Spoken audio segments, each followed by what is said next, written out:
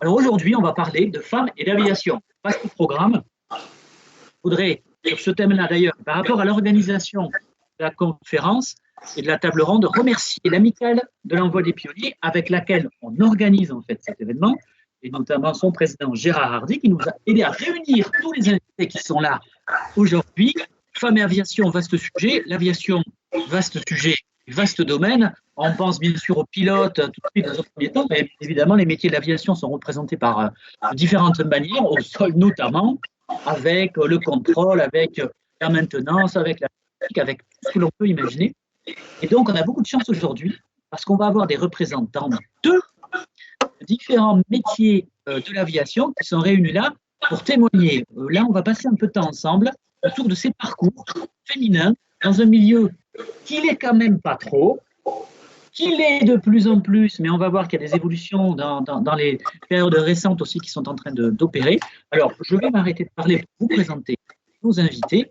Alors, on va commencer par Marie-Bénédicte. Marie-Bénédicte Claudel, elle est là, elle est élève pilote de ligne à l'ENAC. Alors l'ENAC, évidemment, incontournable, on va forcément en parler. Donc, élève pilote de ligne.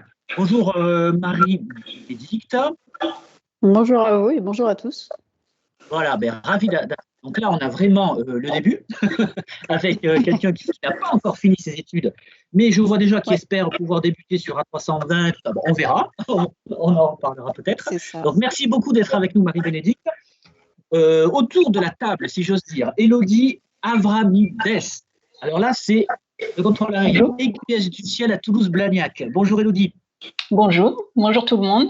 Je vois qu'il y a du monde, ça fait plaisir. Oui, il y a du monde. Je vois que ça continue d'ailleurs à arriver. Donc, Élodie Avramides, donc la chef d'équipe dans la tour de contrôle de Blagnac. On reparlera de métiers. Alors, peut-être avec des différences d'ailleurs avec d'autres métiers de l'aviation. On en reparlera sur cette proportion de femmes et de mixité. Après, Odile Chartier, alors qui est juste à côté sur l'écran que moi je vois, que vous voyez. Odile Chartier, alors là, pilote privé, membre de la Fédération française aéronautique, de plein d'autres associations, d'ailleurs on en parlera sûrement tout à l'heure, et puis d'ailleurs qui est aussi membre de la réserve citoyenne de la BA 118, la base aérienne de Mont-de-Marsan, dont on va reparler juste après d'ailleurs. Donc bonjour Odile, merci beaucoup d'être avec nous. Bonjour tout le monde, je suis ravie d'être avec vous aussi. Voilà. Et puis, comment parler de la BA 118, base aérienne de Mont-de-Marsan, nous avons aussi parmi nous l'adjudant-chef Karine qui est là, qui est chef de service de la piste de garage, mécanicien piste, donc tout à fait un autre métier aussi. Karine, bonjour. Bonjour à tous. Voilà, super. Merci beaucoup d'être avec nous aussi aujourd'hui, cet après-midi. Donc voilà, 4 profils différents, 4 parcours différents, 4 façons de montrer que les femmes sont présentes dans l'aviation, mais à dire. Alors, peut-être, juste pour qu'on connaisse un petit peu mieux, nous raconter un petit peu, parce que là, j'ai juste donné vos intitulés, mais peut-être que vous pouvez vous présenter vous-même un petit peu plus avant.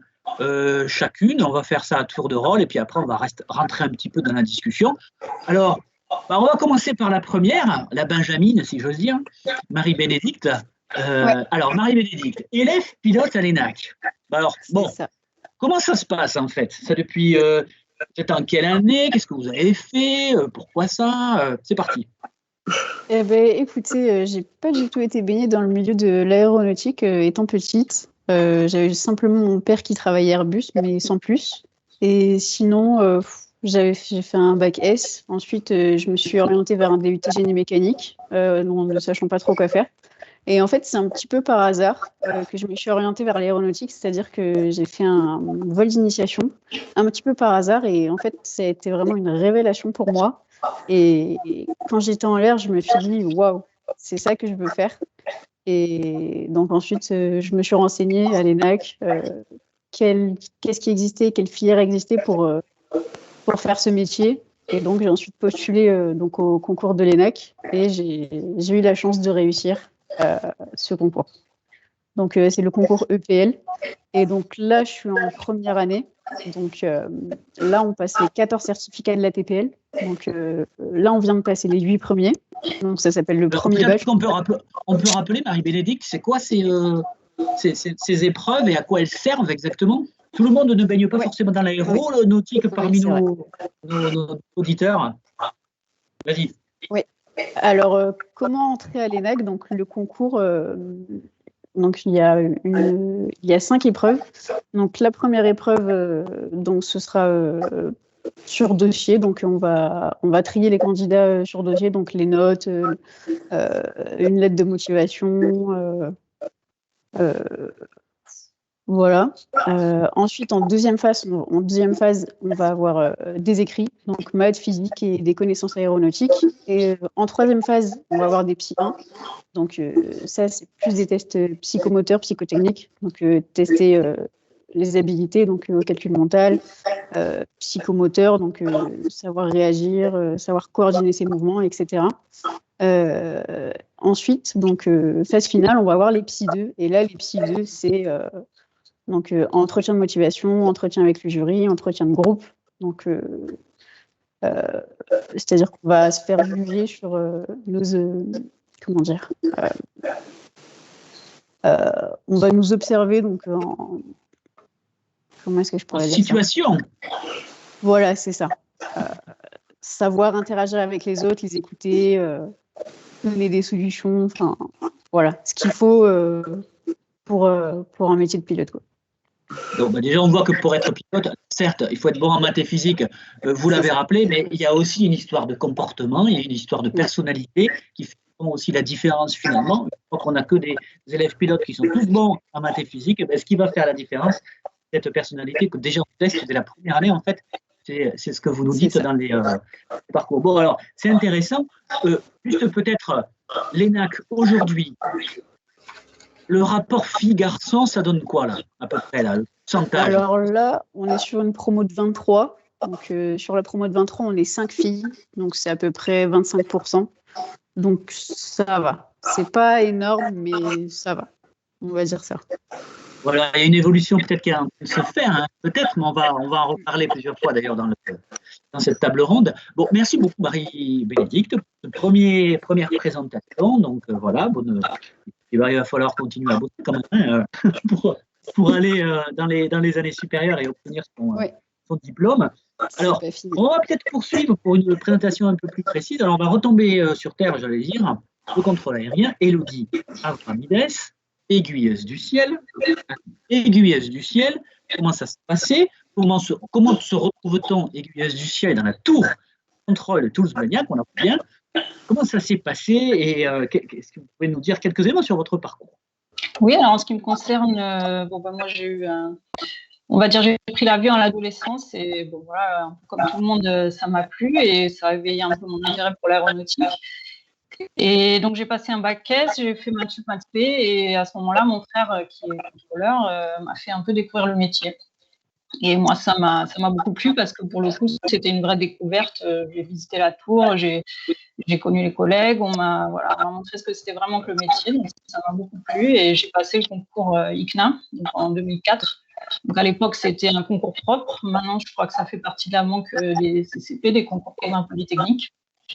Et voilà, et donc j'ai eu le concours et j'étais en promo 05B et puis voilà, donc j'ai fait mes 3 ans l'ENAC, donc ça fait un parcours bac plus 5 avec les 12 ans de prépa.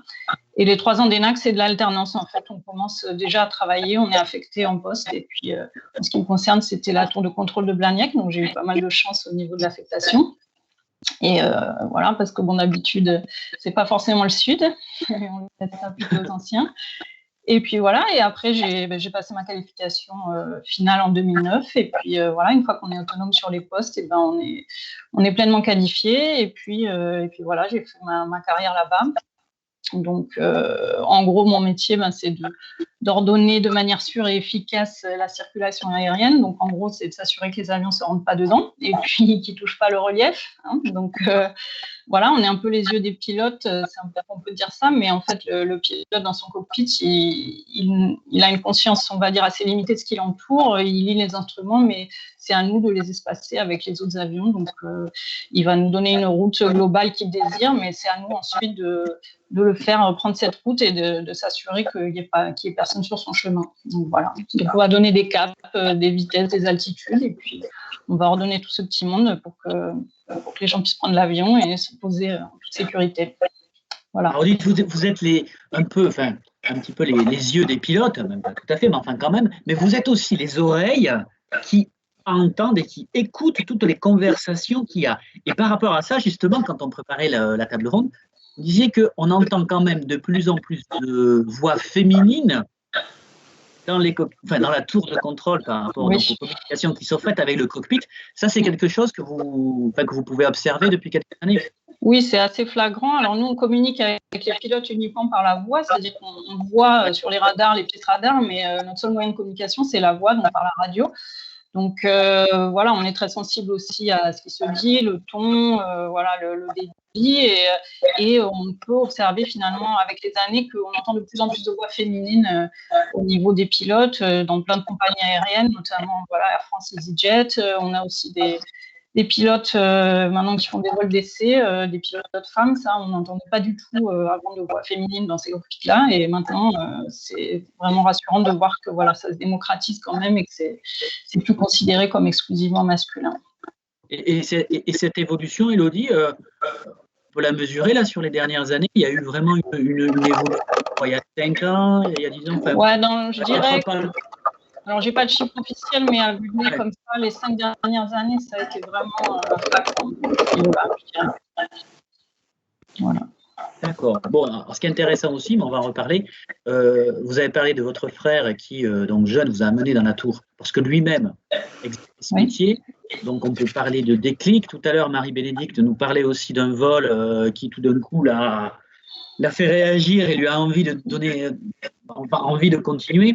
On va peut-être en parler, ces déclics-là qui font quelque chose qui se passe à la situation pour moi. Merci beaucoup, on va revenir à vous tout à l'heure. Mais alors, Odile Chartier, c'est votre tour. Donc, du coup, on va, alors là, profil aussi et parcours assez différent. Donc, pilote privé, membre de tas d'associations très engagées dans le milieu de l'aviation. Mais alors, votre parcours est un peu particulier. Expliquez-nous pourquoi. Déjà, je suis largement l'aînée de tous ces pilotes sur le plateau. Voilà, ça, il faut le préciser. Voilà. Et très petite, en fait, j'ai été attirée par tout ce qui volait.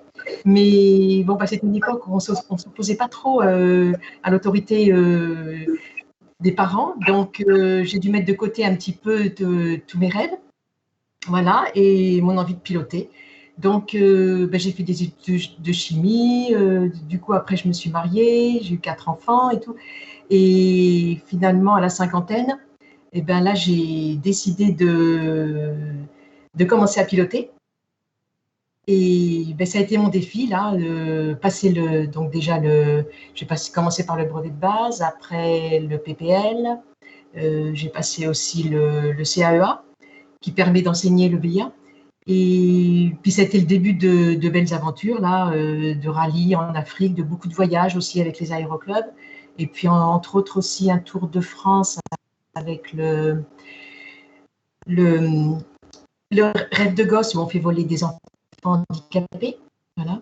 Ça dure une dizaine de jours. Et puis, dans le cadre, là, je suis maintenant réserviste citoyenne. Et dans ce cadre-là, maintenant, tout ce que j'ai reçu, je le transmets aux jeunes par le BIA. Donc, je donne des cours de BIA donc à Toulouse, dans des collèges. Voilà. Et puis sinon, je vole sur 2 aérodromes, à l'Asbord, et puis je vole aussi à la Baule. Voilà. Mais sur des monomoteurs, des petits avions de 4 places. C'est quand même du pilotage. Hein. Et alors, du coup, comment parler de ces déclics? Donc là, déjà, un parcours tout à fait différent. Alors, c'est vrai, à une époque, peut-être, où, un engagement dans ces métiers n'était pas aussi naturel qu'il peut l'être peut-être aujourd'hui, mais quand même un déclic qui a eu lieu. Parce que donc, quand vous étiez, c'est ce que vous nous dites, adolescente, vous étiez attirée par les avions, par l'aviation. Alors, pourquoi vous êtes arrivée à cette passion-là? En fait, je l'ai toujours eu, mais je ne pouvais pas, il y avait un manque de temps, un manque de... bon, quand je m'étais consacrée parce que ça, faut expliquer quand même que passer le PPL, c'est quand même un investissement qui demande beaucoup de temps. Hein. Voilà. Oui. Donc, j'ai pris du temps pour moi après. Voilà. Bon, alors en tout cas, ce qui est intéressant aussi, c'est ce frein dont vous parlez, frein familial, peut-être qu'on va en reparler aussi avec nos différentes interlocutrices et participantes aujourd'hui, parce que ça, c'est quand même quelque chose qu'il faut peut-être regarder un peu plus. Merci beaucoup, Odile. On va passer à la quatrième, notre dernière intervenante aujourd'hui, Karine, donc, alors, adjudant-chef, base aérienne de Mont-de-Marsan. Alors là, je dirais... l'aviation est un milieu qui peut être encore plus masculin que l'aviation civile. Donc là, pareil, expliquez-nous un petit peu ce que vous faites, comment vous en êtes arrivé là. Alors, il faut mettre le micro, Karine. Voilà. Parfait. Alors, en fin de compte, un peu un rêve de gosse. Hein. Quand j'étais petite, mes grands-parents habitaient dans le Limousin et je voyais ces avions qui jouaient au chat et à la souris parce que c'est une zone d'entraînement pour les avions de chasse. Et j'ai rêvé d'être dans un de ces avions. C'était un rêve. Malheureusement, je crois que j'étais assez mal aiguillée étant jeune. On me disait, oh là là, une jeune femme, pilote de chasse, faut pas rêver, ce sera le transport. Et j'ai tout de suite été déçue parce que mon rêve, c'était de travailler avec ces belles machines. Donc, du coup, je me suis renseignée, j'ai passé mon bac S et j'ai passé le concours pour rentrer à l'école des sous-officiers de l'armée de l'air pour devenir mécanicien cellule hydraulique. Donc, j'ai une première période qui est une formation militaire pure, puis après une période de formation pour devenir ce fameux mécanicien. Et à la suite de cette formation, on a un amphi qui nous permet de choisir notre première base d'affectation. Donc, moi, le lieu m'importait. Ce que je voulais, c'était travailler sur Mirage 2000. J'étais impressionnée par cette machine. Elle me plaisait. Elle était Et chose faite, du coup, j'ai choisi la base aérienne de Cambrai, dans le Nord. Cette base est actuellement fermée. Et donc là, j'ai fait mes premiers pas en tant que mécanicien avion dans un service de dépannage et non pas comme je suis actuellement en piste. Donc là, c'est le relationnel pur avec le pilote qui finit son vol et qui débriefe et on discute avec lui et on examine ce qu'on doit faire sur l'avion en fonction de la panne, de ce qu'il a ressenti et de ce que l'avion peut avoir en fin de compte comme problème et faire de la maintenance et de l'entretien de l'avion. Donc j'ai tout appris, de la mécanique pure. Je ne vous cache pas que c'est un monde un petit peu complexe à l'époque, je vais dire, parce que le monde change et tout change. Un petit peu misogyne, pas facile pour une petite femme comme moi de faire ma place au sein d'un service d'hommes où il faut un petit peu de caractère, de la force physique et mentale. J'ai pas toujours été traitée de la même manière, mais j'en suis toujours bien sortie parce qu'il faut faire ses preuves et un homme aussi doit faire ses preuves et j'ai fait comme eux, j'ai suivi le mouvement. Voilà. Et au fil du temps, je suis devenue d'un simple équipier à un chef d'équipe et ainsi de suite. Voilà. Et j'adorais ce métier. J'adorais apprendre aux plus jeunes la mécanique, ce qui pourrait des fois un peu les choquer parce que c'est une femme qui va m'expliquer comment on sert d'une... Mais oui, tout à fait. Et voilà, j'en suis très fière. Je vous l'avoue, j'en suis très, très, très fière. Puis par la suite, donc j'ai été au bout d'une dizaine d'années, toujours dans ce service. Je ne vous cache pas que j'ai été la seule pendant 10 ans. Au fur et à mesure, j'ai certains personnels féminins qui sont arrivés, mais ça n'a pas toujours marché. Des fois, on se trompe de voie. Des fois, c'était pas la bonne spécialité ou voilà. Et donc, je me rends compte que le monde change maintenant parce que, en 10 ans, je vois énormément d'évolution dans mon domaine. J'ai été mutée à Mont-de-Marsan et depuis, je suis arrivée au bureau de piste. Donc là, c'est un autre métier. Je ne touche plus directement l'avion. On fait un contrôle visuel de l'avion. On regarde, on le met en état pour que le pilote le prenne en compte et puisse partir avec. Donc, on est vraiment le dernier lien entre le dépannage et le vol où le pilote va prendre l'avion. Voilà.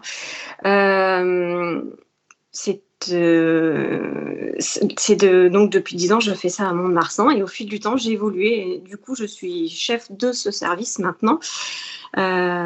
Et nous sommes à peu près 18 dans mon service et nous sommes 4 femmes. Donc pour vous dire l'évolution, les 10 premières années de ma carrière, je les ai fait toutes seules dans mon service. Et là, j'ai 4 jeunes femmes avec moi. Et je me rends compte au fil du temps, j'accueille beaucoup de stagiaires féminines qui sont en BTS, en bac pro. Et je trouve ça merveilleux parce que je me dis qu'il y a beaucoup moins de barrières et qu'elles sont beaucoup plus acceptées, en fin de compte, par le personnel masculin. Voilà. Il y a beaucoup moins ce côté, c'est une femme, elle n'y arrivera pas. Non, maintenant, c'est un mécanicien. Voilà. Je crois que maintenant, on ne nous juge plus en tant que femme, c'est un mécanicien. Voilà. Donc, une évolution, on en parlait avec Élodie, on disait 5 ans, 6 ans, quelque chose comme ça, par rapport au cockpit, enfin, par rapport en tout cas au pilote. Là, alors 10 ans, on dirait c'est quand même assez récent, hein, c'est-à-dire qu'il y a dans les mentalités un changement qui fait qu'on se pose peut-être un peu moins la question. Marie-Bénédicte, à l'ENAC, aujourd'hui, en 2021, on parlait donc de 20-25% de filles. Est-ce que, on en parlait, est-ce que c'est un sujet? Est-ce que vous en parlez entre vous? Ou est-ce qu'en fait c'est un non-sujet? C'est-à-dire que tout le monde trouve ça normal et les garçons, voilà, oui, c'est une fille, et alors, qu'est-ce que ça change? Est-ce qu'on en est arrivé à ça maintenant dans une école qui forme quand même les futurs pilotes? Oui, j'ai envie de vous dire oui. Nous, aujourd'hui, il n'y a pas vraiment de discussion de femmes, hommes, etc. J'ai envie de dire que c'est assez banal maintenant. Ouais. Donc, en tout cas, dans les études, oui, c'est normal que des femmes se destinent à ces métiers-là. Alors après, il y a aussi peut-être une différence entre les milieux professionnels. Alors, Karine en parlait un petit peu tout à l'heure, c'est-à-dire qui dit milieu professionnel dit évolution, dit hiérarchie. Vous parliez, il faut faire ses preuves. Donc ça, c'est quelque chose, Karine nous le disait, qu'elle a quand même ressenti. Disons qu'on était, on était peut-être un peu plus exigeant envers elle qu'envers d'autres. C'est un peu ça, Karine, ce que vous disiez?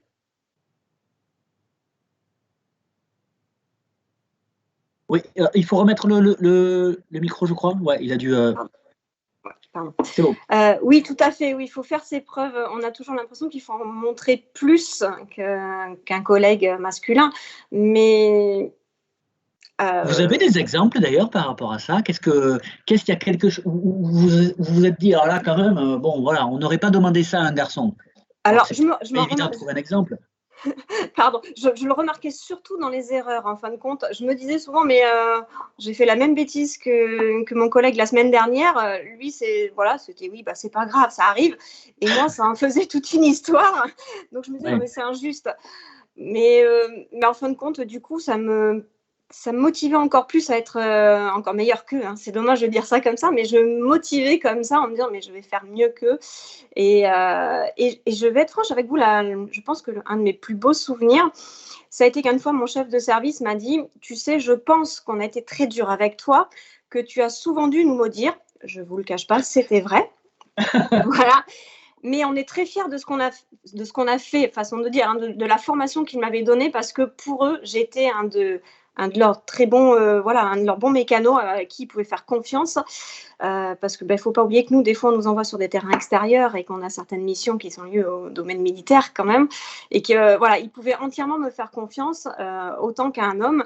Et ce côté-là, ça m'avait fait. Voilà, j'étais fière, j'étais heureuse qu'on me le dise parce que je me disais, mince, toutes ces années où je me suis accrochée à leur prouver que j'étais capable.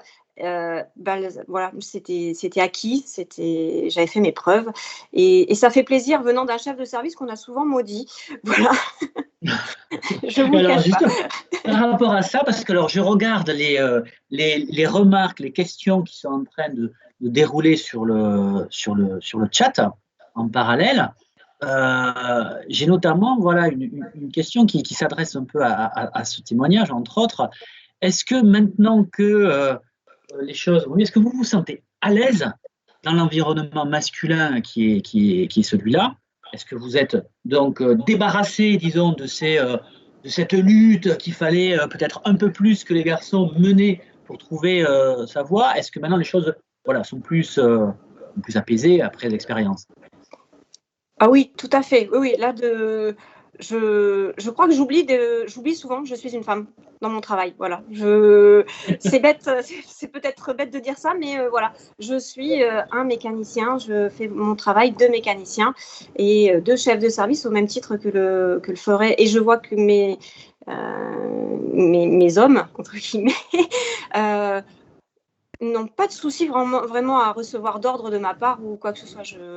Voilà, je suis leur chef comme le serait un autre chef au masculin. Voilà. Et de ce côté-là, oui, rien n'est impossible et je vous assure que je pense que dans le monde civil, c'est pareil. Hein, il y aura toujours une petite difficulté à accepter les femmes en tant que chef. Et je pense que ça change, le monde change. Et ce côté-là est vite oublié, en fin de compte. Je pense que ça évolue. Et on va vérifier avec Élodie, puisque Élodie, alors là, Gilles. Alors, je crois d'ailleurs qu'Élodie, dans une tour de contrôle, alors, on n'est pas à la parité, mais presque, non c'est-à-dire que la représentativité des filles est quand même plus importante. Oui, alors j'ai la chance à Blagnac, en tout cas, là j'ai fait le compte vite fait, on est une parité quasi parfaite, hein, on est une mixité, je crois qu'on est quelque chose comme 34 ou 35 femmes sur 70 contrôleurs.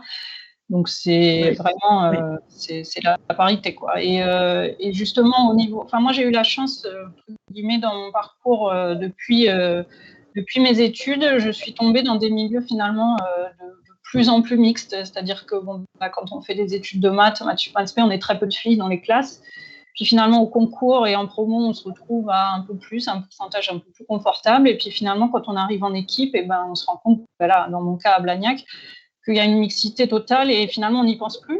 Et c'est beaucoup une question d'habitude, c'est-à-dire que quand je suis passée chef, c'était pas la question de est-ce que je suis légitime en tant que femme, c'était est-ce que je suis légitime en tant que contrôleuse pour diriger une équipe.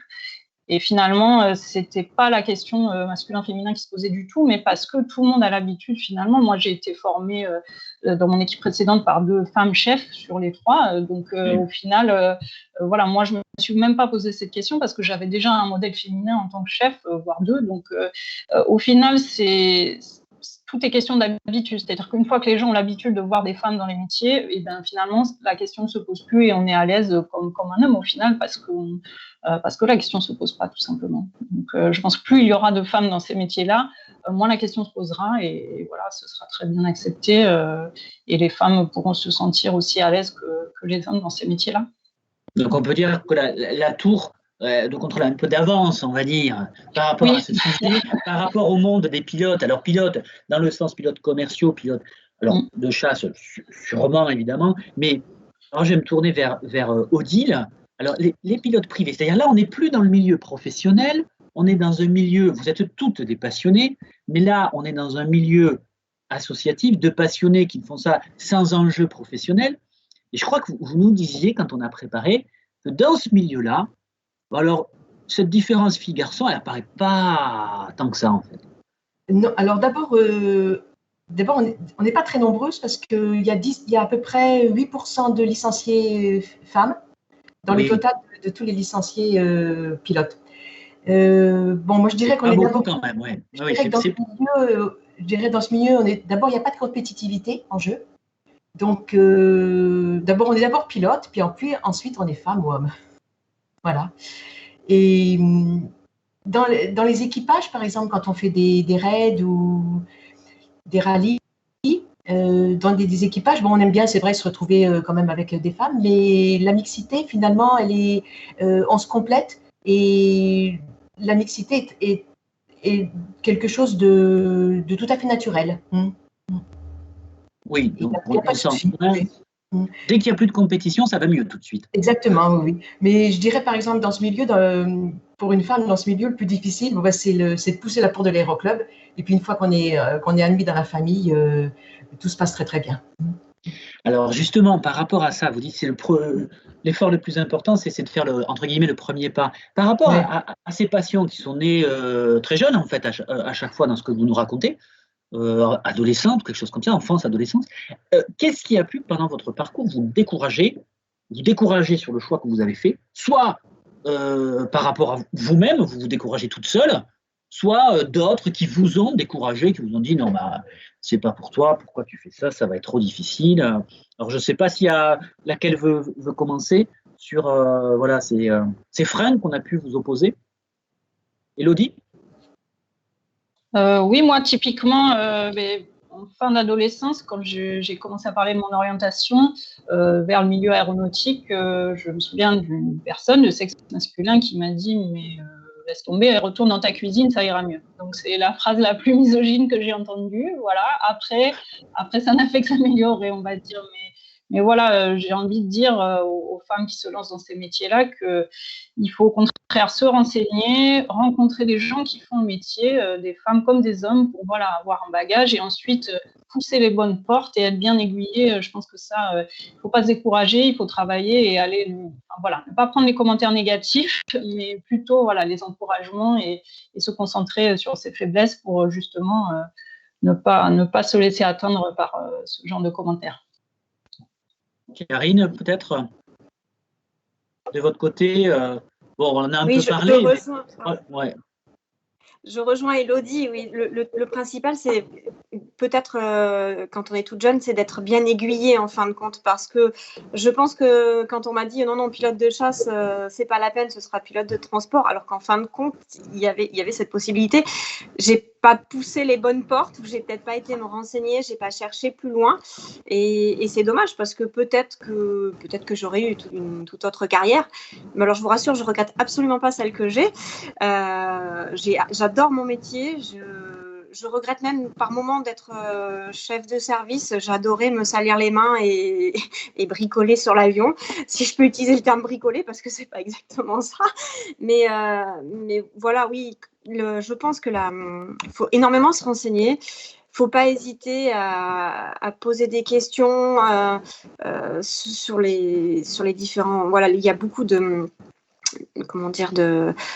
jeunes filles qui vont se retrouver bloquées parce qu'elles vont tomber sur une personne qui va dire mais non, mais c'est pas fait pour toi et tout ça. C'est dommage parce que on peut y arriver et elles peuvent y arriver, et il suffit juste d'être bien aiguillé, de pousser la bonne porte. Voilà, c'est le bon résumé.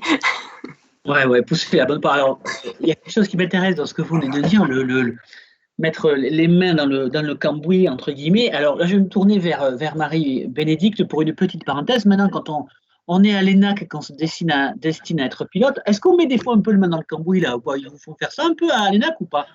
Parce que vous savez, à l'envol des pionniers, on raconte l'histoire de l'aéropostale, c'était le stage cambouis, les pilotes et Mermoz et compagnie, c'était 15 jours dans les ateliers pour aller vidanger des moteurs et avoir le contact justement d'ailleurs avec l'objet et sa mécanique. Alors, ça, petite parenthèse, ça existe à l'ENAC, ça? Alors, pour l'instant, je suis au début de ma formation, donc je peux pas trop vous dire. Peut-être qu'au deuxième batch, donc en fait c'est divisé en deux parties, la théorique. Peut-être qu'en deuxième partie, on ira nous faire toucher des moteurs, mais pour l'instant, non, ça reste très théorique. Et les seuls simulateurs qu'on fait, c'est des simulateurs A320, ATR42. Ça nous fait vraiment toucher au FMS, donc Flight Management System, pour commencer à rentrer les plans de vol, etc. C'est très théorique, j'ai envie de vous dire encore. Bon, alors même si vous vous destinez à un A320, si vous voulez en savoir plus sur la mécanique du Mirage, vous pouvez demander à Karine. Maintenant, vous connaissez. Oui. C'est vrai que ça m'intéresse. Comment parler d'ailleurs de l'envoi des pionniers? Parce que alors justement, Marie-Bénédicte, c'est ce que vous nous disiez. Parce que, alors vous savez, dans les années 20-30, notamment sur le site de Montaudran, les femmes, c'était pas tout à fait ça. Elles étaient entoileuses ou rien. Par contre, il y avait à cette époque-là des noms très connus, des Adrienne Bolland, des Marie Marvin, des Hélène Boucher, des figures comme ça tutélaire de l'aviation féminine. Est-ce que... alors attendez, je vois monsieur Baribeau qui vient de nous rejoindre. Est-ce que vous pouvez fermer votre caméra, s'il vous plaît? Comme ça nous permettra d'avoir un meilleur flux. Merci beaucoup. Et oui, Marie-Bénédicte, alors je crois que parmi les déclics, il y a eu aussi la lecture d'un bouquin autour d'Adrienne Bolland. Est-ce que vous pouvez nous en dire plus autour de ça? Alors malheureusement, ce livre, je voulais plus le promouvoir. C'est une amie en fait qui voulait en parler, donc une amie EPL qui voulait en parler. Mais moi, je n'ai pas vraiment lu. Vous n'avez pas lu, mais vous en avez entendu parler. Ouais. Alors parce que ces figures-là, je m'adresse d'ailleurs aux autres. Je pourrais parler de de Maryse Bastier, je pourrais parler d'autres.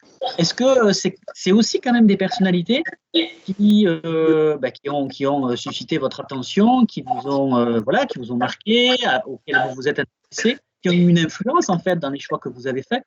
Oui, c'est sûr que. Oui. Vas-y, allez-y, Marie-Lélie. C'est quand même inspirant et encourageant de voir qu'il y a des femmes qui se sont démarquées avant dans l'histoire. Et donc, ça donne du courage, ça donne envie de continuer sur ce chemin-là. Les autres, peut-être aussi, Odile ou Karine, Élodie, je ne sais pas. Odile, peut-être? Bah oui, moi je trouve que j'étais très, très admirative d'Adrienne Bolland parce que c'était par son courage, sa ténacité. Bon, on disait quand elle était jeune, on disait qu'elle était têtue, mais c'est grâce à ce caractère qu'elle a réussi quand même à traverser la cordillère des Andes sur un avion de 80 chevaux. Elle avait bien sûr pas de GPS, mais pas de carte, et elle a fait ça en quelques heures, un 1er avril. Oui, non, mais c'est incroyable. Au début des années 20, avant les garçons, en tout cas, les pionniers de l'aéropostale, dont on a ensuite plus facilement d'ailleurs relayé les noms. Mais quand même, Adrienne Bolland, on en parle, hein, c'est quand même un personnage qui est connu. Peut-être Karine ou Élodie, oui, est-ce qu'il y a comme ça des personnalités auxquelles vous vous êtes un peu attachés, entre guillemets, ou qui vous ont marqué pour suivre vos carrières? Élodie? Oui, alors, moi, j'ai fait un peu comme tout le monde, j'ai lu Saint-Exupéry, notamment Terre des Hommes, qui m'a déjà donné le goût un petit peu du voyage et de l'aviation. Après, Élodie, quand on réouvre, vous venez voir l'exposition temporaire sur Saint-Exupéry à l'envolée. J'ai vu. Bon, ça y est, c'est déjà fait. Alors, elle n'est pas restée longtemps parce qu'on a dû fermer très vite, là, mais bon, elle va revenir et on va sûrement d'ailleurs la prolonger un peu plus longtemps que ce qui était prévu. J'invite tout le monde à venir la voir quand elle sera réouverte. Mais c'est prévu. Je vous laisse continuer. Non, mais il n'y a pas de souci. Et en fait, finalement, ma meilleure inspiration, quelque part, c'est mon frère, parce que voilà, je l'ai vu faire.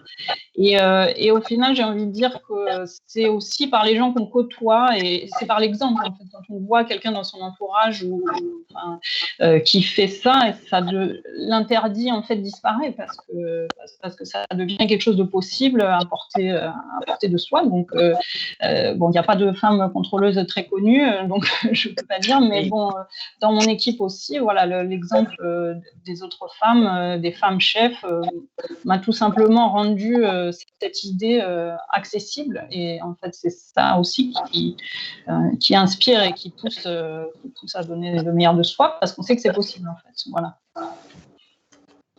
Merci. Alors, je regarde en même temps les questions. Là, il y en a pas mal qui arrivent. Là, je jette un œil. Il y en a une que je vais peut-être poser à Karine. On nous demande, alors on parle de Mirage, là, est-ce qu'il y a beaucoup de femmes pilotes de chasse aujourd'hui? Est-ce que vous en croisez beaucoup des femmes pilotes de chasse? Alors j'en croise de plus en plus, voilà. Quand j'ai commencé il y a une vingtaine d'années, c'est vrai qu'on avait, vous avez tous plus ou moins entendu parler de Caroline Aigle, et c'était, oui, voilà, j'étais fan, j'étais admiratrice, voilà, c'est...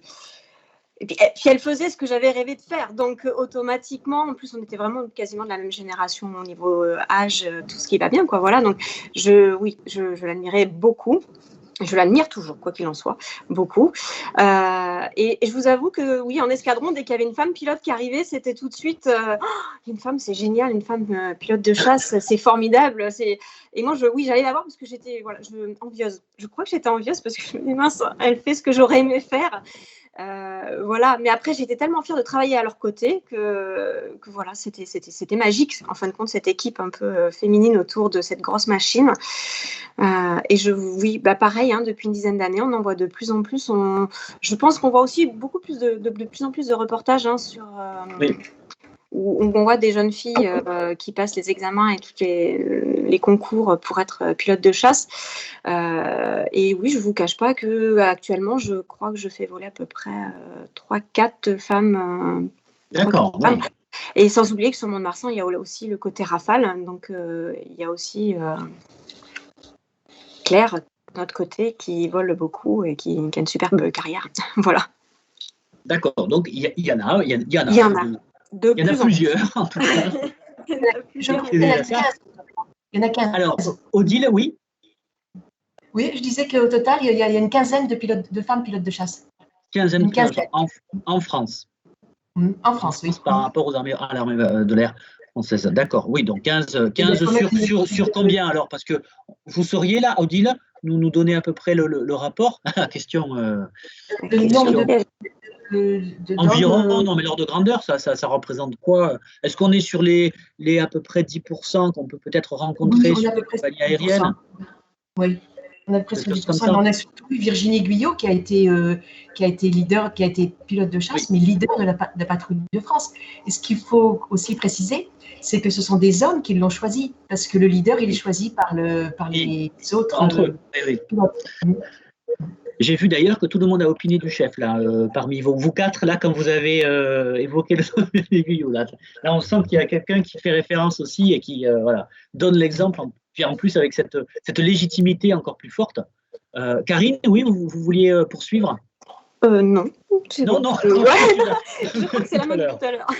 Alors, j'ai d'autres questions, j'en profite. Alors, carrément, là, j'ai notamment Marcella qui demande, alors ça, c'est plutôt peut-être à Odile, quel serait le premier pas à effectuer pour devenir une pilote privée? Donc, qu'est-ce que vous conseilleriez pour une jeune femme, une femme qui veut devenir pilote privée? Oui. Alors, ça dépend de l'âge, mais le premier pas, ça serait déjà de passer le BIA, qui est le brevet d'initiation aéronautique.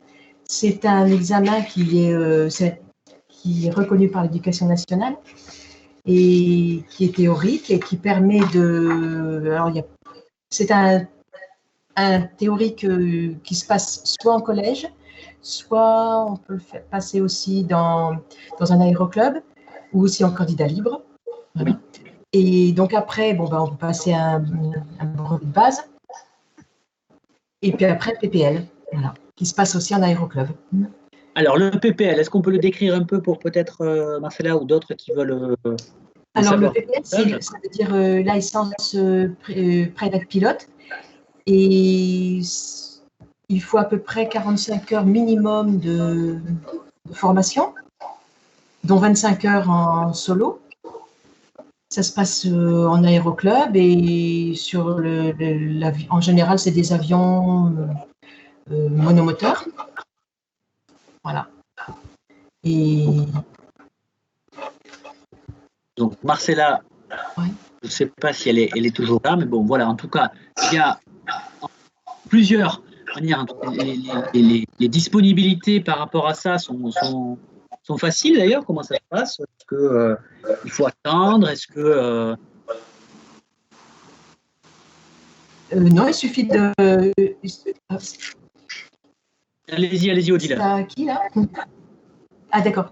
Et après, il y a Elodie et Karine qui veulent… Non, j'arrive. Allez-y, Odile, allez-y. Donc, il suffit justement de pousser la porte de l'aéroclub et de rencontrer un instructeur. Et une fois que vous êtes inscrite et prise en charge, il suffit de travailler aussi quand même pas mal. Il ne faut pas oublier que c'est beaucoup de travail, mais c'est possible à partir de 17 ans. Voilà. Mais quand même, pour rebondir, je veux reparler quand même du BIA parce que c'est quand même un examen quand même qui permet d'avoir une bonne approche parce que le théorique du PPL, il est très semblable au BIA. Voilà. Donc, c'est déjà une introduction. Et d'ailleurs, le BIA, vous le disiez, vous essayez de le promouvoir auprès des collèges, des collégiens, des collégiennes. C'est aussi… Voilà, et au lycée, c'est une façon aussi on parlait des déclics ou de ce qui vous a permis en fait de vous engager dans ce milieu. Vous aussi, à différents degrés ou de différentes manières, essayez aussi de rendre la pièce, entre guillemets, pour essayer aussi de susciter ces vocations chez les jeunes. Ça peut être par les activités autour du BIA que vous menez au DIL, par les rencontres que vous avez, Karine, avec les étudiantes en BTS ou qui viennent sur la base pour des stages, peut-être Elodie aussi. Comment vous essayez en fait de promouvoir en fait vos carrières auprès de toutes ces jeunes femmes ou des jeunes en particulier d'ailleurs? Moi, je voulais juste ajouter que en fait, l'ENAC, quand on passe le concours ICNA, l'ENAC nous donne la chance de passer le PPL. Donc, il nous forme, voilà, il nous paye la formation. Donc, ça, c'est une super chance. Donc, vous l'avez fait Oui, je l'ai fait. J'ai passé mon PPL. On va poser aussi, il y a une question qui a été posée d'ailleurs là sur ce sujet, donc vous y répondez. Quelqu'un a posé la question, mais quand on est aiguilleux du ciel, est-ce qu'on a des notions de pilotage? Alors oui, non seulement des notions, mais je dirais que c'est quasi indispensable. On refuse rarement de faire ce stage parce que ça nous donne l'occasion d'être de l'autre côté de la machine et de se rendre compte ce que c'est que la charge de travail côté pilote, même si évidemment un pilote privé sur un petit avion monomoteur, c'est pas la même charge que sur un 320 par exemple. Mais voilà, ça nous donne une idée avec qui on travaille, comment on travaille. Donc moi, j'invite aussi les pilotes à venir voir comment ça se passe de notre côté dans les tours de contrôle, parce que voilà, c'est hyper intéressant. Ensuite, on comprend mieux le métier des gens avec qui on travaille. Donc, on a la chance en tant qu'élève ICNA de pouvoir passer le PPL. Et voilà, et je vole encore un petit peu aujourd'hui, et ça reste toujours une chance, je pense. Voilà, la DGAC nous offre ça, et je pense qu'il faut savoir saisir cette chance. Voilà, et après, pour la promotion du métier, par exemple, d'être là aujourd'hui, ça fait partie d'une manière de promouvoir le métier. Et de temps en temps, on est appelé, voilà, il y a des appels à candidature pour intervenir dans différents milieux. Et puis on n'hésite pas à faire visiter aussi la tour à des proches. C'est des manières de susciter des vocations aussi, parce qu'au final, ça intéresse beaucoup de monde. Quand on parle un peu de notre métier, on a souvent des gens qui s'étonnent qu'on puisse visiter la tour. Donc, hors période Covid, voilà, il ne faut pas hésiter à demander à son entourage, si vous connaissez des contrôleurs, à venir visiter la tour. Ça se fait très bien. Voilà. Et c'est ce qui s'est passé pour vous. Voilà. Votre vous a fait découvrir la tour et c'est là que le déclic a eu lieu. Alors, je regarde aussi, j'ai un petit œil sur le chat où Eric Estrem nous a parlé de Virginie Huillot, et ça, c'est vrai qu'on l'a évoqué tout à l'heure. Alors là, j'ai une question. Comment expliquer que l'armée de l'air ait le plus fort taux de féminisation? Alors là, on a des chiffres précis, 23%, contre 15% total sur le corps d'armée. Service de santé à... Visiblement, il y a une surreprésentation dans l'armée de l'air des femmes et on a une question. Comment vous pouvez l'expliquer, vous qui êtes à l'intérieur, notamment Karine peut-être? Faut signaler que l'armée de l'air, c'est une grosse entreprise, entre guillemets, et il y a tout le domaine administratif et beaucoup de choses à côté dans ce type de métier, tout ce qui est, et qui, tout comme on dirait que la mécanique est réservée au personnel masculin, tout ce qui est administratif, c'est souvent dirigé vers le personnel féminin. Donc, si on fait une moyenne de tout ce monde-là, automatiquement, on remonte la balance côté féminin, quoi. Voilà. Dans tout ce qui est dans tous les bureaux, il y a une part de féminisation très très très importante. Voilà. D'accord, ok. Mais ça fait une bonne piste de réponse. Alors là, j'ai plein d'autres questions qui arrivent. Pour Élodie, vous est-il arrivé dans votre métier de prendre des décisions lourdes? Demander à un avion de changer de cap, d'altitude, à cause d'un risque de collision, par exemple. Là, on est dans le métier la pure. Oui, alors j'ai envie de dire heureusement qu'en cas de collision, on voit approcher, on va demander à un pilote de changer de cap ou d'altitude parce que l'erreur est humaine et que ce soit dans un cockpit ou dans une tour de contrôle, il y a plusieurs erreurs par minute qui se font. L'important, c'est de savoir les rattraper. Donc, on n'est pas des machines, c'est beaucoup d'estimation, donc on anticipe tout ce qu'on peut. Moins il y a d'imprévus, mieux c'est, mais notre métier, c'est vraiment de s'adapter à l'imprévu. Donc, quand une situation arrive, oui, on fait changer d'altitude ou de cap. C'est d'ailleurs le principe de notre métier, c'est de donner des caps et des altitudes et des vitesses pour éviter que les avions se rentrent dedans. Donc, on arrive, oui, à des moments où on doit donner des fois des caps d'urgence. Personnellement, ça m'est arrivé. C'est pas seulement forcément de l'erreur contrôle, ça peut être une erreur pilotage, ça peut être plein de choses. En général, c'est un maillon. C'est une chaîne d'erreurs qui arrive à un incident, voire un crash. Mais voilà, j'ai envie de dire, heureusement qu'on a cette possibilité d'intervenir et de pouvoir changer le cours des choses et donner un cap ou une altitude. Finalement, ce n'est pas une décision lourde, c'est la décision à prendre. Donc, c'est la base de notre métier. Et dans des cas comme ça, d'urgence, en fait, c'était une décision personnelle, c'est-à-dire, en fait, comment ça se passe? C'est vous qui, à un moment donné, seul dans la chaîne, prenez la décision, ou est-ce que ce sont des décisions qui sont toujours partagées à un moment donné? Alors, on ne travaille pas seul sur position en général. On a donc le contrôleur radariste qui va parler au micro directement aux avions. On a le contrôleur assistant à côté qui va assurer l'interface avec les organismes extérieurs et qui va aussi faire office de coéquipier. Mais en général, oui, la personne qui tient le micro sera responsable des avions qui sont dans son volume de responsabilité. Donc, au final, c'est la personne qui contrôle qui va ordonner le trafic comme elle l'entend, dans le respect des règles, bien entendu, mais va avoir un objectif, on va dire, c'est de prendre, par exemple, je prends un exemple au hasard, d'avoir 10 avions qui sont en entrée de secteur et de les ordonner pour les faire se poser sur la piste un par un. On va tricoter, entre guillemets, et on va les séparer des trafics au départ, du trafic de loisirs, etc. Donc, c'est de la responsabilité directe. On est vraiment libre de créer pour pouvoir tricoter avec tous ces avions pour les ordonner. C'est de la décision personnelle. Alors, j'ai d'autres questions sur le contrôle aérien, Élodie. Là, visiblement, on a un grand intérêt pour le contrôle aérien. Les aiguilleurs sont-elles ou sont-ils amenés à faire des vols de ligne avec les équipages? Alors oui. Il y a une obligation régulière Alors, c'est pas forcément régulier. On a un stage prévu, un stage compagnie qui est prévu pendant la formation à l'ENAC. Je crois que c'est toujours le cas. Moi, à l'époque, je l'ai fait chez Beluga, donc ATI, ce qui était extrêmement intéressant puisque c'est pas une compagnie, on va dire, typique qui emporte des passagers, mais c'est une compagnie qui emporte des bouts d'avion entre les différentes usines en Europe. Donc, c'est extrêmement intéressant et riche. Mais après, on a, oui, tout à fait de possibilités de faire des vols en compagnie pour aller voir comment se passe une escale, comment ça se passe dans le vol. Et puis aussi, à titre personnel, souvent, les contrôleurs vont voir dans le cockpit quand ils prennent un vol pour les vacances. Ils vont nous dire un petit bonjour. Et c'est toujours des échanges qui sont très riches avec les personnels navigants. Donc oui, c'est prévu. Ce genre de stage est prévu. Oui. Ok, donc alors, plein d'autres questions qui continuent aussi Alors, on avait quand même une remarque là sur la parité également. Donc, on me pose la question.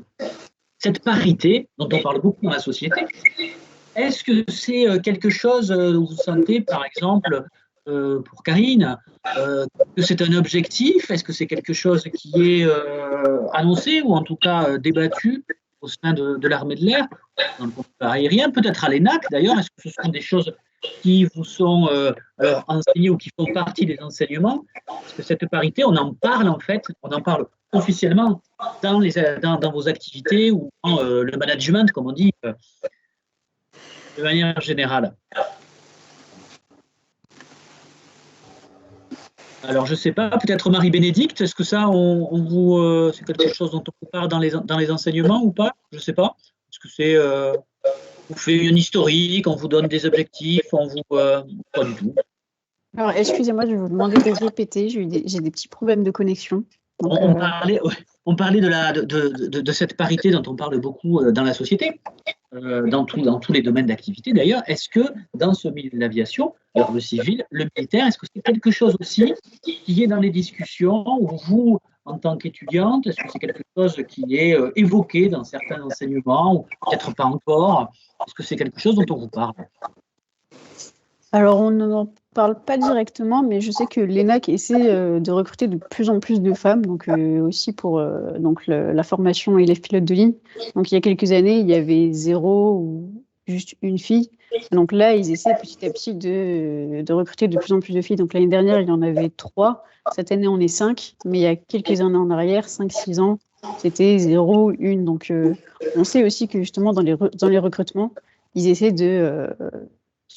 j'ai pas envie de dire favoriser les filles, mais ils essayent d'en faire venir de plus en plus, quoi. Oui. Alors, ça passe par toutes les actions dont on parlait, PIA avec Odile, toute la sensibilisation très tôt pour que des jeunes filles puissent aussi s'orienter vers ça. Mais il y a aussi donc les institutions écoles qui essaient de favoriser cette mixité. Karine, vous vouliez aussi témoigner par rapport à l'armée de l'air? Oui, en fin de compte, c'est vraiment la chaîne de recrutement qui fait qu'il y ait la parité s'installe, parce que c'est c'est par eux qu'est transmis le message de dire oui, voilà, les spécialités de l'armée de l'air ne sont, voilà, le mécanicien, ce n'est pas réservé que pour les hommes. Voilà, une fille peut y arriver et voilà. Donc c'est vraiment par la phase de recrutement que passe la parité en fin de compte. Parce qu'après, voilà, du moment qu'on est rentré dans l'institution et qu'on a fait sa formation sur sa spécialité, il n'y a aucune raison que ça change. Donc c'est vraiment le recrutement qui est important et c'est pour ça que je disais, il faut pousser les bonnes portes pour avoir les bons renseignements et savoir. Et puis je pense qu'il y a beaucoup de femmes qui ne savent pas tous les métiers de l'armée de l'air, qui ne connaissent pas tous les métiers de l'armée de l'air. Il n'y a pas que comment dire, il n'y a pas que le mécanicien avion, il y a beaucoup de choses comme les armuriers chez nous. Alors on va penser armurier, l'armement au sol, mais l'avion est équipé, il ne faut pas oublier que c'est un avion de chasse, un avion qui sert au bombardement, au tir aérien, et voilà, c'est aussi une spécialité qui était très spécifique masculine et qui maintenant se féminise aussi. Il y a tout le système de navigation, de radio-navigation, pardon, et là aussi il y a de plus en plus de femmes, mais tout ça c'est des spécialités très particulières et les femmes ne sont peut-être pas au courant que ça existe, tout simplement. Donc le recrutement et l'information en lycée ou collège, j'ai envie de dire, pour le cursus pour plus tard est important.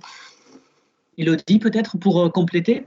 Oui, je voulais justement compléter pour dire qu'au final, c'est pas tant que les recruteurs commencent à favoriser les femmes, c'est plutôt qu'il y a de plus en plus de femmes qui se présentent à ces concours-là ou ces formations. Et donc, automatiquement, comme ce sont des formations qui ne sont pas basées sur des capacités qui seraient innées chez les hommes et qui ne sont pas présentes chez les femmes, en fait, la proportion de femmes augmentant dans les demandes et dans les concours, au final, on se retrouve avec plus de femmes embauchées. C'est pas du tout... je dirais que c'est rarement les recruteurs qui vont insister pour recruter plus de femmes, mais c'est juste que comme il y en a plus qui se présentent, et ben, ce pourcentage-là se retrouve aussi dans les recrutements, ce qui est une très bonne chose, ce qui prouve que d'ailleurs, c'est pas entre guillemets du favoritisme ou une volonté de prendre plus de femmes, mais que c'est juste qu'il faut aller pousser ces portes-là, il ne faut pas hésiter, parce qu'on a autant de chances que les hommes de faire ces métiers-là, on a les mêmes capacités. Donc voilà, c'est surtout oser aller pousser ces portes-là. Alors, justement, j'ai une question de Lisa. Elle a 15 ans. Alors, question fondamentale, mesdames. Elle a 15 ans et elle passe le BIA. Mais elle nous dit, cela m'intéresse beaucoup, mais notamment suite à la crise du Covid, je me demande si ces très beaux métiers restent des métiers d'avenir. Alors là, sujet, alors je regarde Marie-Bénédicte, je regarde vous toutes, mesdames. Alors voilà une question de fond pour Lisa qui a 15 ans, donc qui est motivée, qui est comme vous quand vous aviez son âge, sauf qu'elle se pose des questions que vous ne vous posiez peut-être pas, vous, à l'époque. Alors, qu'est-ce qu'on peut lui répondre? Alors là, je vous laisse, laquelle veut commencer? Pas facile. Bon, je vais Allez, lancer. Audi, c'est parti. Bon, alors, pardon. Donc, non, moi, je pense que c'est très difficile de prévenir l'avenir et de savoir comment va se terminer cette crise du Covid, en espérant qu'elle se termine. Après, moi, je reste assez confiante dans le sens où les gens vont pas s'arrêter de prendre l'avion. On va finir par... si écologiquement parlant, peut-être, ce serait une bonne chose que voilà, on voyage peut-être un peu plus localement, mais voilà, j'ai assez confiance sur le fait que les gens vont reprendre leurs habitudes, on va apprendre à vivre avec le Covid et qu'au final, je ne sais pas à quelle échéance, mais bon, ça c'est mon ressenti personnel. Je pense que la vie reviendra à la normale à une certaine échéance, mais voilà, on ne va pas arrêter de prendre l'avion soudainement. Voilà, maintenant ça s'est démocratisé, c'est rentré dans nos modes de vie, en tout cas pour les classes moyennes à plus. Voilà, il n'y a pas de raison. Après, ça, peut-être que ça ne reviendra pas au niveau où ça a été. À voir. On ne peut pas prédire l'avenir. Hein. Ça reste tout l'enjeu, justement, même pour la DGAC, au niveau financier, de savoir si, et puis pour les compagnies aériennes, de savoir si voilà, l'avenir on reprendra un cours normal ou pas. Mais voilà, on ne peut pas répondre vraiment à cette question de manière fiable, c'est sûr. Je ne pense pas qu'on va disparaître de sitôt. Non, ce serait quand même étonnant. Alors, peut-être, vous voulez aussi réagir, Marie-Bénédicte, parce que là, j'imagine que dans les couloirs de l'ENAC, on doit en discuter. Oui, quand c'est on vrai qu'on en parle. est étudiante ou étudiant, à l'ENAC. Alors, qu'est-ce que vous vous racontez, vous, par rapport à ça? Parce que Ben, Lisa, elle aimerait beaucoup aller à l'ENAC, je pense. Bah écoutez, c'est vrai qu'on en parle beaucoup, mais après, l'industrie aérienne a connu quand même pas mal de crises. Donc, par exemple, celle de 2008. Et donc, j'ai envie de vous dire, ça fait comme une sinusoïde, ça nous fait des vagues. Et donc, même si l'industrie aérienne va être très ralentie, ça va quand même reprendre. On pense quand même que dans 2-3 ans, ça va reprendre, ça va réembaucher, mais on ne sait pas à quelle ampleur. Mais après, on pense quand même qu'il y aura toujours, des places, il y aura toujours comment dire, on pourra toujours piloter, même dans le privé, dans le business, etc. On trouvera quand même de la place. Avec des avions qui seront sûrement, et ça commence déjà depuis plusieurs années, différents, de plus en plus écologiques, comme le mentionnait Élodie, puisque finalement, il y a aussi des ruptures technologiques qui sont en train de se faire en ce moment. Et ça, c'est très bien. Et d'ailleurs, on voit les pionniers, vous savez, on parle des pionniers des années 20, mais les pionniers d'aujourd'hui, ils sont bien là aussi. Il y en a plein sur le territoire toulousain qui sont en train d'imaginer l'aviation du futur. Odile, peut-être par rapport à cette question que beaucoup de gens se posent, et notamment les jeunes, comme Lisa. Alors moi, je dirais que effectivement l'exemple est très important parce que dans le cours de BIA de collège, on a 10 élèves, et dont 4 filles. Et en fait, dans ce cours, il y a un professeur qui est responsable, donc qui est une femme déjà. Et puis moi, en tant que formatrice féminine, l'exemple compte énormément parce qu'on peut leur partager notre expérience et les encourager, parce qu'il faut dire aussi que quelquefois les filles se découragent un petit peu au cours d'année parce que c'est quand même le programme est quand même ardu, surtout pour les troisièmes, donc il faut quand même sans arrêt les encourager. Et le fait qu'une femme encourage les filles, ça a énormément d'importance. Ce sera rassurant en tout cas, même dans avec les inquiétudes qu'on peut avoir. D'ailleurs, on avait un témoignage d'un de nos auditeurs où l'information, l'orientation au collège-lycée, c'est important. On sait que les femmes professeurs dans les matières scientifiques techniques sont inspirantes pour les filles. C'est exactement ce que vous dites, Odile. C'est aussi des exemples. Oui, tout à fait.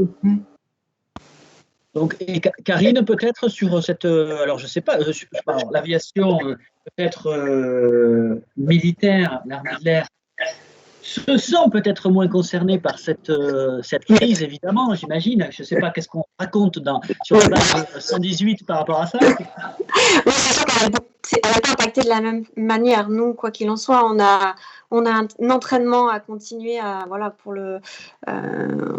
on a un objectif et on continue à essayer à tenir nos objectifs. Le Covid passe par là, mais nous impacte dans notre façon de travailler, mais pas dans les buts à atteindre. Voilà. Donc pour nous, il n'y a pas de gros changements là-dessus. Alors, on me demande aussi, pour ceux qui ne sont pas découragés, et j'espère bien qu'il y en a beaucoup qui ne seront pas découragés, les jeunes par rapport à ça, la formation PPL. On revient sur la formation PPL. Combien ça coûte? Voilà une question bien concrète. Odile, peut-être? Alors déjà, je dirais, ça dépend, c'est un petit peu fonction du nombre d'heures de vol nécessaires pour le pilote.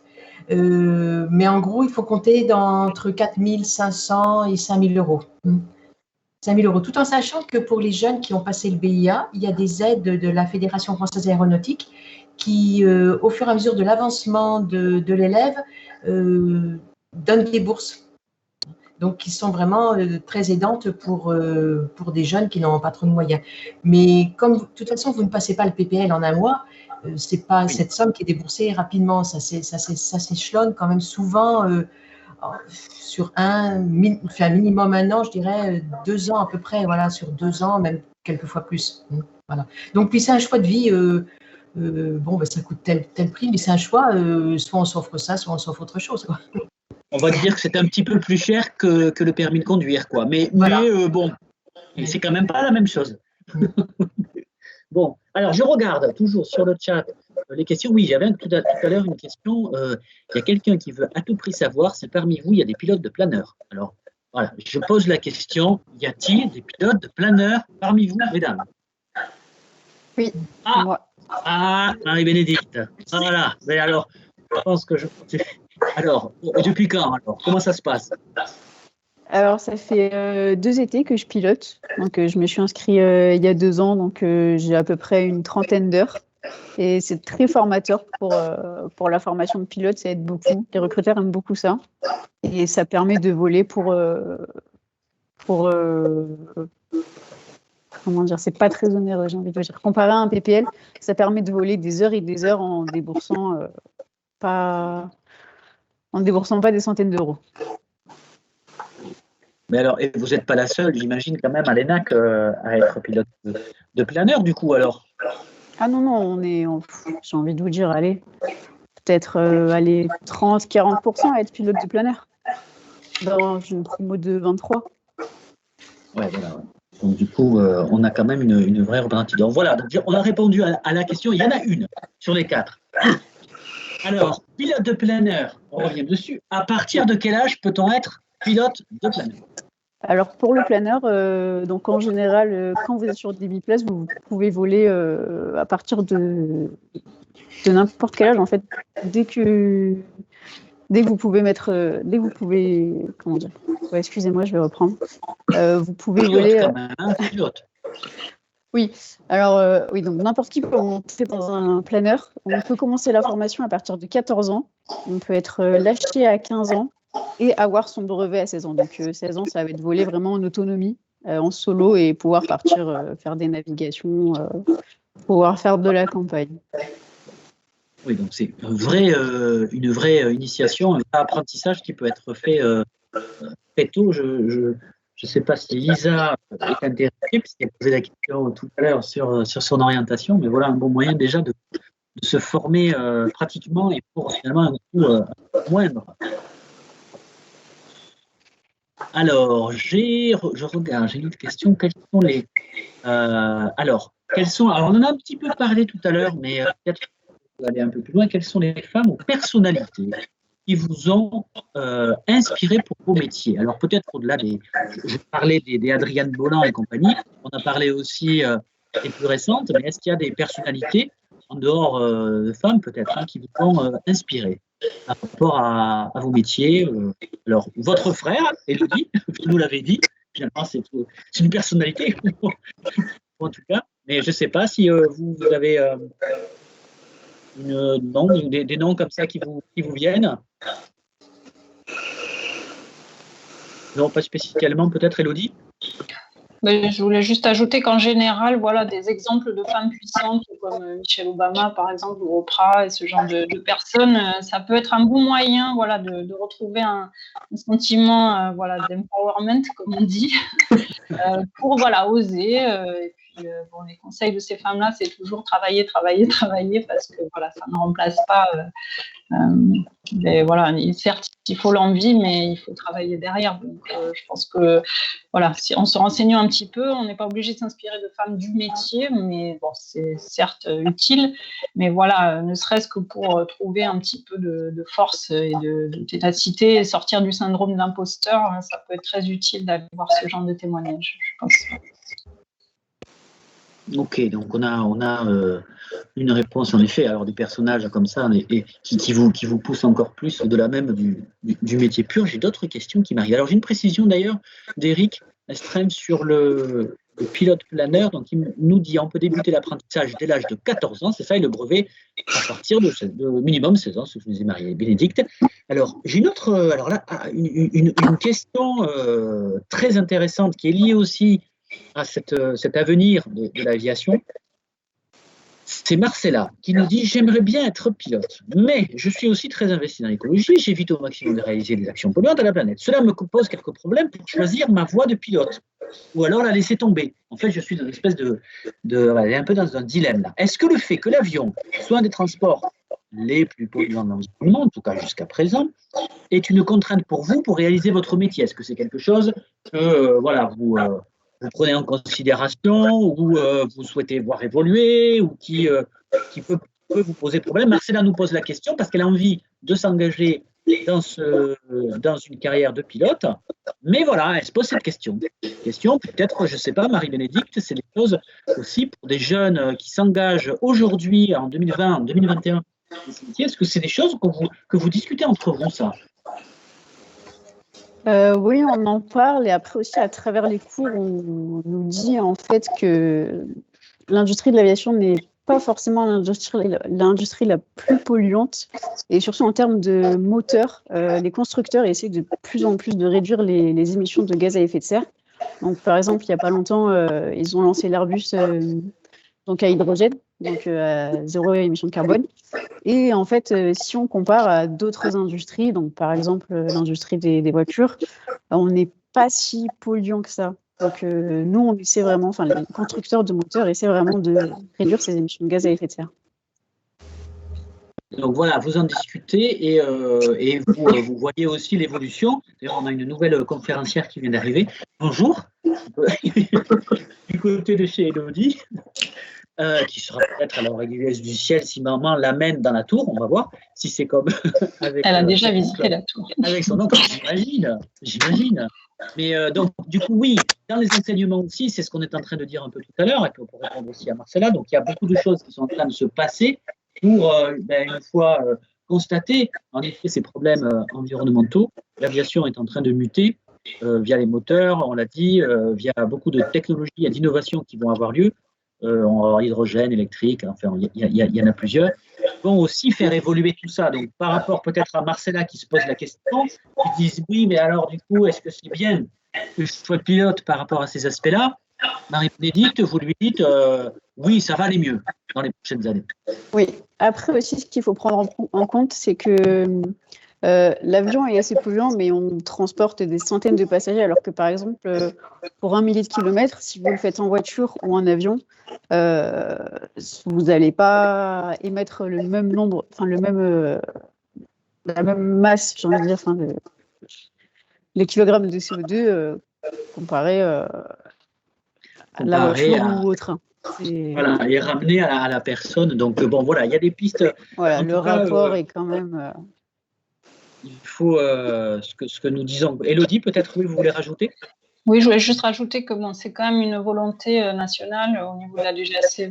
Voilà, tous les opérateurs des transports aériens en général, c'est d'essayer de rendre le transport aérien le moins polluant possible, déjà parce que c'est cher hein, le carburant, donc le but c'est aussi de polluer le moins possible pour faire des économies. Donc il y a cette volonté de toute façon d'essayer au maximum de moins polluer, même si on est encore loin d'un mode de transport écologique, hein, c'est sûr, mais bon voilà, au moins il y a des volontés qui sont en œuvre pour ça, et puis on espère que voilà, ça va arriver, l'avion propre, on est tous pour.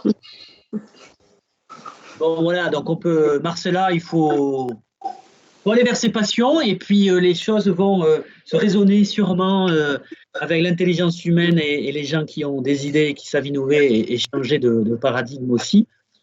Voilà, donc je regarde, si on est déjà à 1h15 hein, de discussion, on était presque une trentaine là, hein, à participer.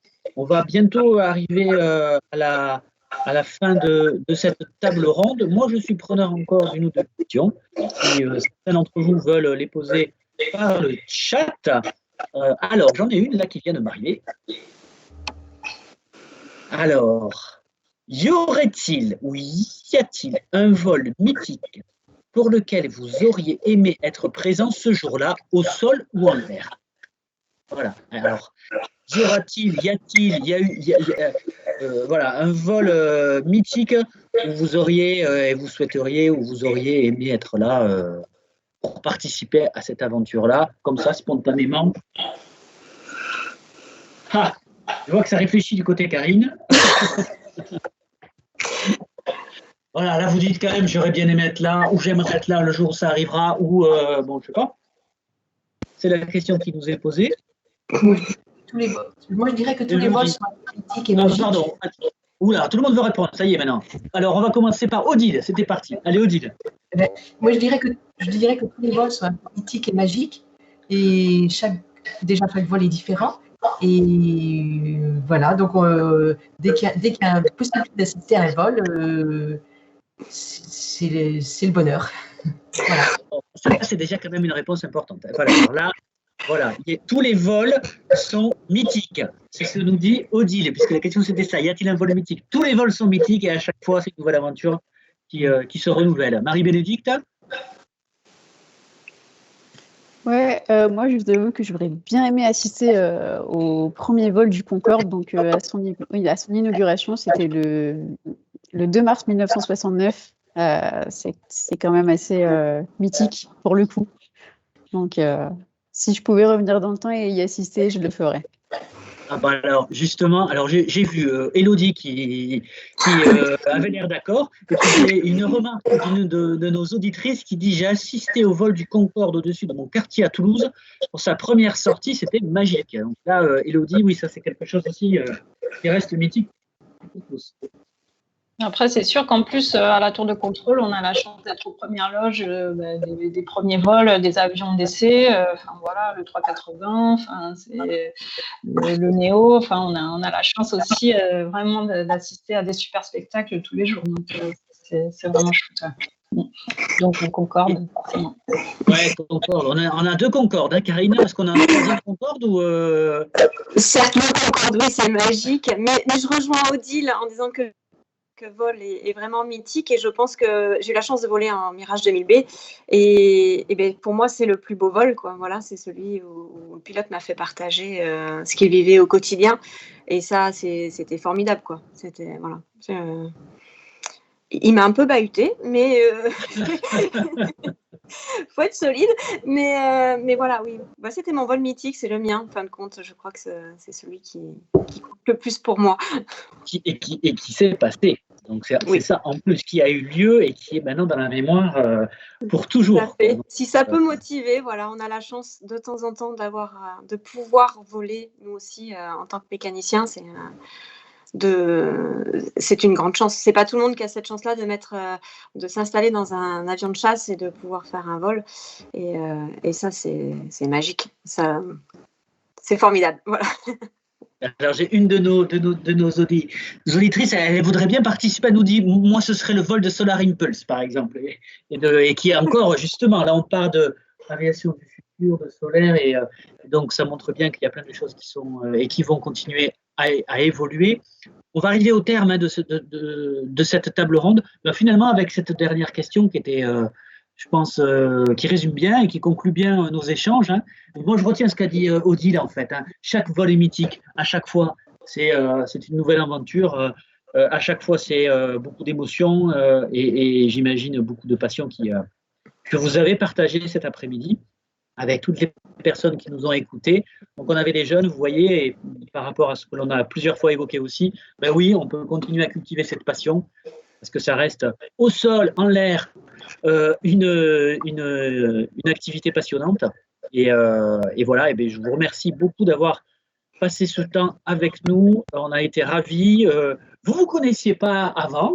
Bah maintenant, ça y est, vous vous connaissez toutes les quatre et vous allez pouvoir, Marie-Bénédicte va parfaire ses connaissances en méca sur le Mirage et puis peut-être que Élodie va prendre des cours de planeur et Odile va aller à Mont-de-Marsan. On verra bien. Bon, de toute façon, elle y va déjà puisqu'elle va arriver. Mais j'espère la croiser.